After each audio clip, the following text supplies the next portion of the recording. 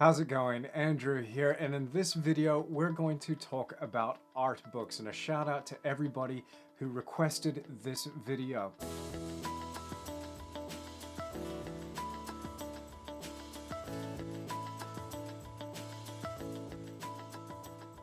A lot of people have been asking me what kind of art books do I have on my shelf and what kind of books do I refer to, and I like to classify the books that are on my shelf in about 4 different ways. I've got some instructional books that have to do with painting processes and materials. I've got some visual reference books. I have books that relate to specific artists, almost like a biography or a portfolio of works. And I have books that relate to specific groups or schools of art, like Impressionism or the Hudson River School or the Heidelberg School, for instance. So all of these books that I keep on my shelf really inspire me. If ever I need to step away from the easel, I can just pick up a book on the shelf, thumb through the pages, and instantly feel that spark of inspiration again. So let's get into it and have a chat about some of my favorite art books. Now, there have been 3 books in particular that have really had a profound impact on my life as an artist. And these were the books that really kind of set the wheels in motion for my artistic career, and probably the 3 most heavily used books on my shelf.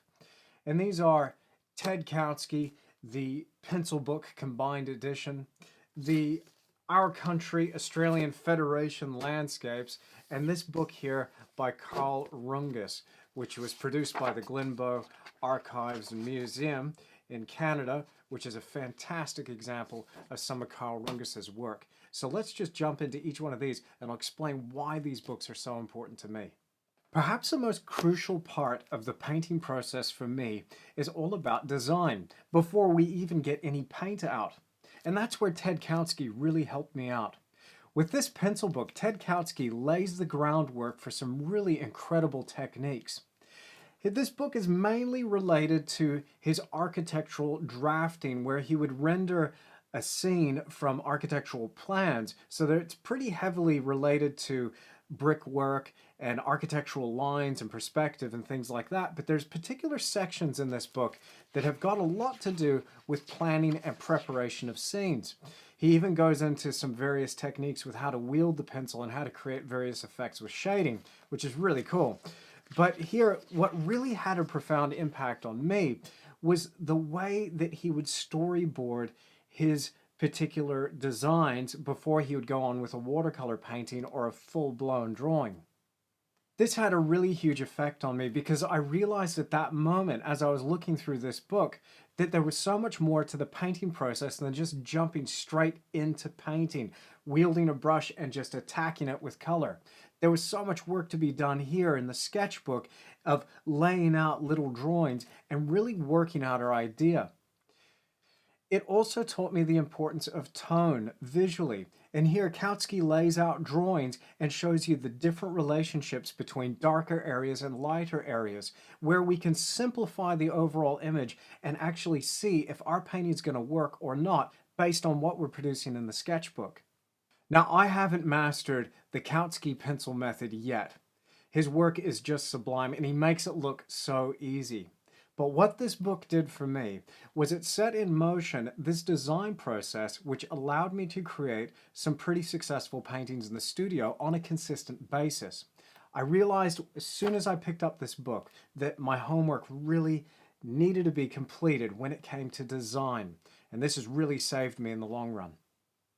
Now, there's another artist that had a profound impact on me from early on in my career, and that was Carl Rungius. In fact, he had such an impact that I even named my cat after him.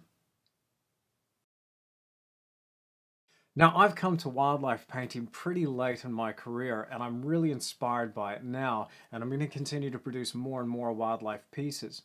But funnily enough, this book here, all about wildlife, from one of the world's best wildlife painters, Carl Rungius, has inspired me since day one. It was produced by the Glenbow Archives and Museum, and it is a stunning example of one of America's best wildlife painters of all time. Now, Carl Rungius was a German-born American wildlife artist, and he really specialized in game like moose, elk, mule deer, and various species like bears and all these amazing scenes as well. It was about the animal in the environment And I think it was bringing these two together. It wasn't just an object on a field like a moose in space. It was a moose within its natural environment at the edge of a river overlooking the mountains. It was just incredible to see. The way he handled the paint, though, was really spectacular. This was like John Singer Sargent meets wildlife. It was really incredible to see, and it still continues to have an effect on me to this day. Now, what makes Carl Rungius so special to me was seeing the planning that went into the final paintings. Now, we've already talked about the design process with Ted Kowski's work, but here I could see the next step in the process, which was all about creating color studies. And when I look at Rungius's bigger paintings, I did have the tendency to believe that they just happened out of thin air. But then I got a little bit of a closer glimpse into how he actually produced these, and I saw the amount of homework that he did before he went on to this big final piece. He would paint on plein air and take these detailed studies of what he saw out in the environment and work out all of his colors and various elements within the composition, and then put that into the final painting. The final works that he created had so much truth and honesty in them, and you could really feel the light, the atmosphere, and the textures of the various materials that he conveyed. His drawings also, I might say, which are scattered throughout this book, really are fantastic. And my drawing process now has been really inspired by looking at what Carl Rungius was able to do with hatching and what Ted Kowski was able to do with shading.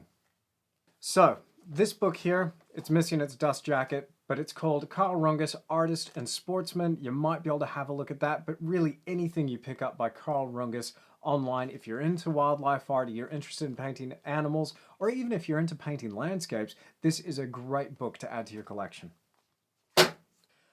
Now, about 15 years ago, when I was in a bookstore in Perth in Western Australia, I sprung for a brand new book. I couldn't afford it, but when I started flicking through the pages of this, I just had to have it. This was my first glimpse into real Australian painting. And this book showcases a lot of really spectacular Heidelberg School works and works by an artist named Hans Huyssen. Now, Hans Huyssen is a real hero of mine, but I'd constantly thumb through the pages of this book, Our Country, Australian Federation Landscapes, and I happened upon it by chance. Now, it's not that it's the best landscape painting book out there, it's not, but it just had the right images at the right time to just set me off on this track where I wanted to paint like this, like what I was seeing. So I'd constantly pick this book up, flick through it, and it would inspire me. And isn't that the point of our art book collection? We want to have something that just draws us out and we go, yes, I want to do that. So some of the artists that are featured in this book are Arthur Streeton, Frederick McCubbin, Sidney Long, Tom Roberts, to name a few, as well as Hans Huyssen. And these works are absolutely spectacular. They really tell the story of Australia and really show off the Australian landscape, which is quite bizarre and foreign to many people. Australia's got its own unique set of colors and its own unique flora and fauna that's not found anywhere else in the world. It caused me to pick up a new palette and play with colors in a different way, and it really caused me to approach the way I made marks according to what I was seeing in this book. Some of the examples of the works I found in this book showed me what was possible with paint. It caused me to loosen up.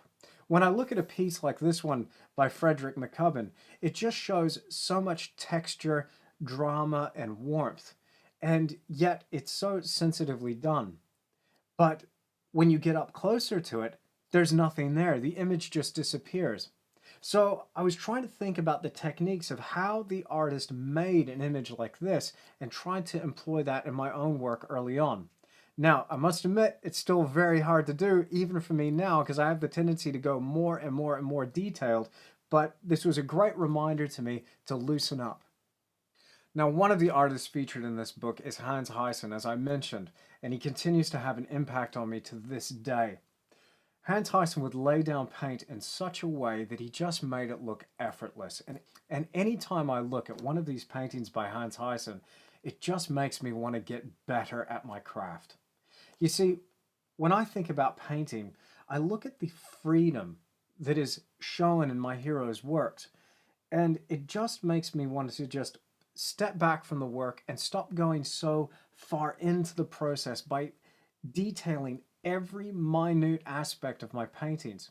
There's a real mastery in the way that he's expressed himself here and the way he's made it just look so effortless. Yet when you step back and look at a painting like this from the distance, and we can do that because it's such a small print in a book, you can see that everything just gels together and we have this complete, amazing scene. Perhaps one of my favorite paintings by Hans Heissen, and one of my favorite paintings of all time, is in this book. It's called Droving into the Light, and it depicts a horseman with his flock in front of him, riding down a dusty track into the sunlight.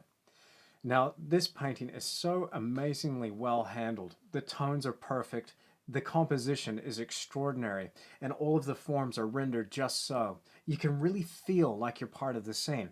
If you're lucky enough to be in Western Australia as you're watching this video, get down to the Art Gallery of Western Australia and you can see the original painting. It is spectacular. I've spent many hours in front of it studying every detail.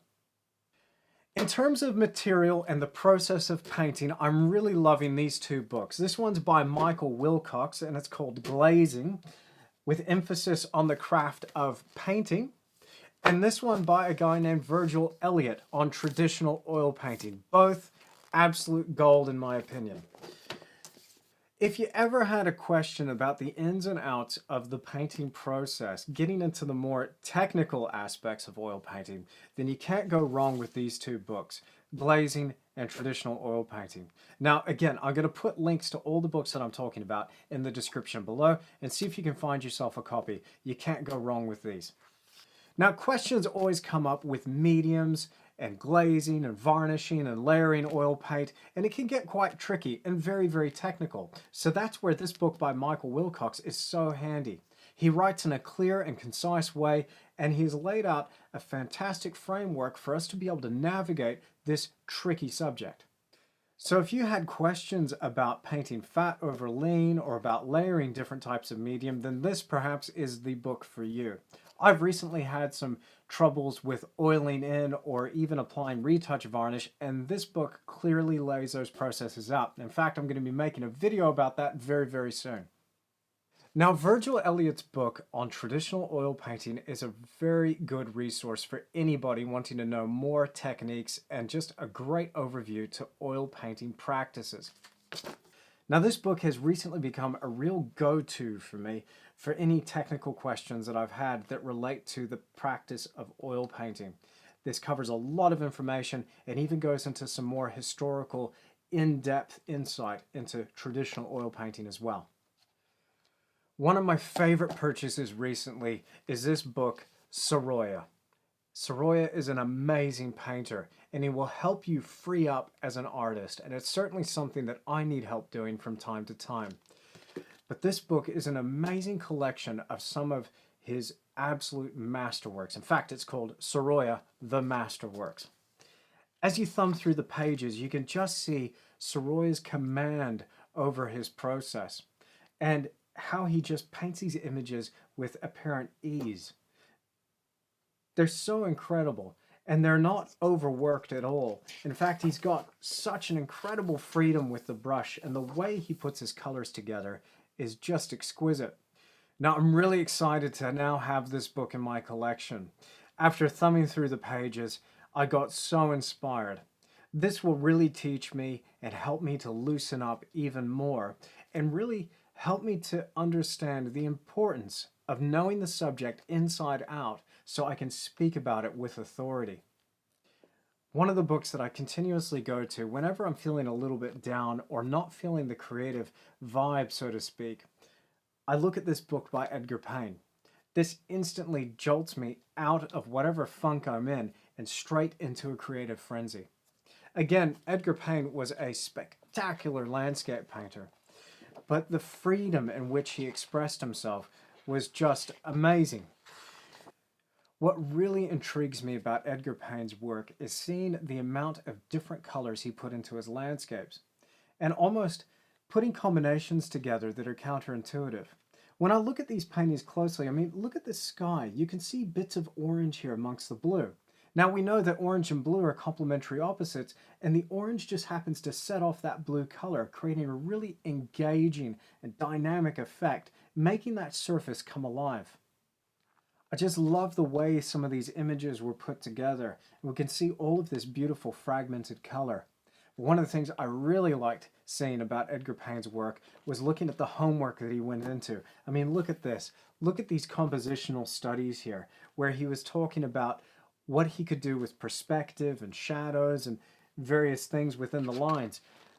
But also, he even talked about other artists. He was studying other movements in art and some of his favorite paintings as well.